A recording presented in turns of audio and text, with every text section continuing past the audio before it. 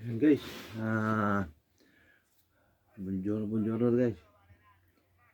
Sa wakas, dumating na rin yung ating na amplifier na Class D guys, na 4 channel. So, may kabigatan din pala to guys. Yan. Tingnan nyo naman ang cord nya, ang laki. Yan. Yan guys, oh. Yan. Ito ay in-order ko guys sa Express. Galing pa ng ano to, ng China.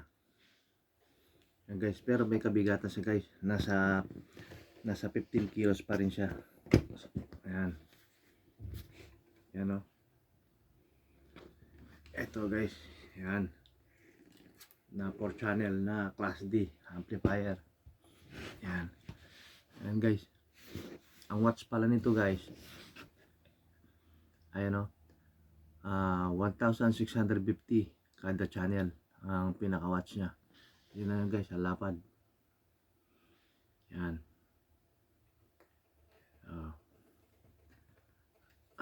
Ano yung kayang tatak?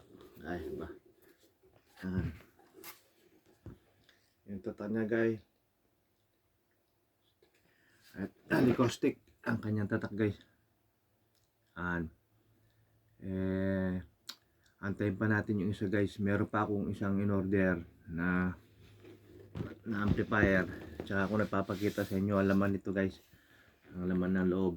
Dahil kita nyo guys, naka-shield pa, bagong dating, dadating lang yan kahapon. Yan, ngayon ko lang ginawa ng video.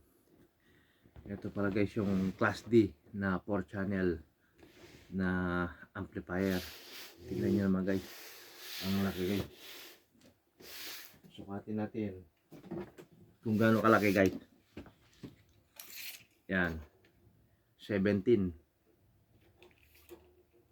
Pero kabuuan hanggang dito 19.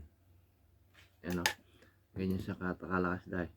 Hoy, doon pinakano niya guys, 15 inches. Ganito siya kahaba. Yan, 15 inches. Tapos dito 19. Yan guys. Ito guys, 4 channel na amplifier talaga. In-unboxing ko na yan kagabi pa at napatugtog ko na. Kaya stay tuned na papakita ko ang laman nila sa loob. Mabigat guys. Yan o. Yan. Kita nyo, 4 channel yan. Ang laki ng wire. Talagang pang heavy duty. Guys. Ito guys, pag sinindi mo, malakas kagad ang blower niya, pero saglit lang at hihina rin. Ayan o. Ayan. Na 4 channel na Class D amplifier guys.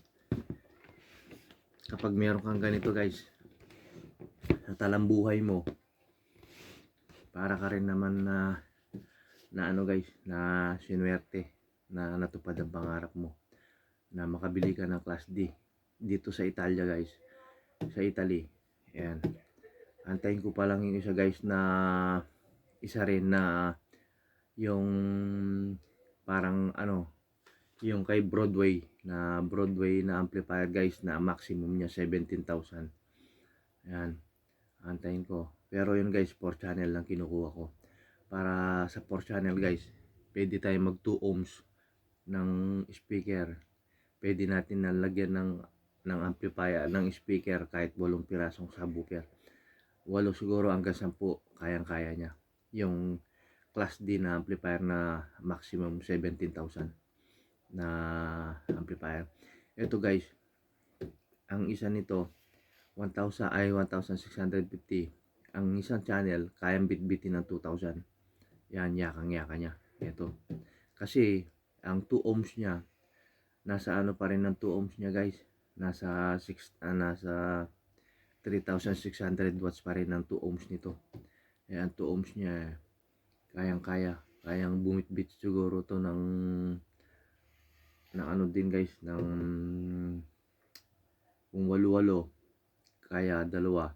Kayang bumit-bit sa isang channel ng 3 tago 1,000 siguro. Kayang-kaya to. Okay, stay tuned guys.